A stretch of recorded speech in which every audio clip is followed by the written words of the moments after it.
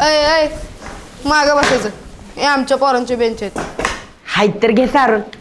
मागच्या बेंचवर बसलं म्हणून काही कमी बापाचं होत नाही.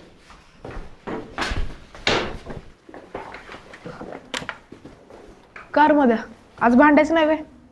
नाही बाबा, आधीच त्या कुरकुटे सराचा मार कसा बसा सोसला, पण आता हिंमत नाही.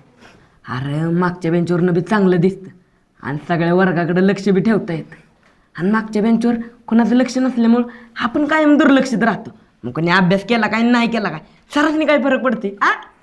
अरे पण दुर्लक्षित राहणं म्हणजे गंड म्हणून गिनती होण्यासारखं आहे.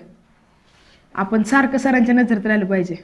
नाही ब्या, आपण सतत पोरींच्या नजरेत राहिलं पाहिजे आणि पोरींनी आंब्यासारखं भरलं पाहिजे, फणसागत गरगरीत. तू नेमकं काय म्हणतोय? कशातच नेम लागणं झालं. ते काय म्हणतात ना हार्मोनियम. हार्मोन्स मध्ये हा तेच त्या हार्मोन्स मध्ये काय फरक पडला नाही ना? काय माहित कशात पडलाय, पण फरक पडला एवढं नक्की. काल्याच्या माडीवर झोपायला गेलो होतो तो मला बी जाणवला फरक. पण आपण सगळ्यांनी ह्याच्यावर हसण्यापेक्षा ह्यो प्रश्न सरांना विचारला पाहिजे. आपल्यात होणारा बदल नक्की काय आणि कसलं हे आपल्याला माहित नको वय. येड्या काय बीजला जास्त सरासनी काय काय उत्तर आपली आपण शोधायची असतात. आपल्या आपण हाताने आपल्यात होणारे बदल जाणून घ्यायचे असतात.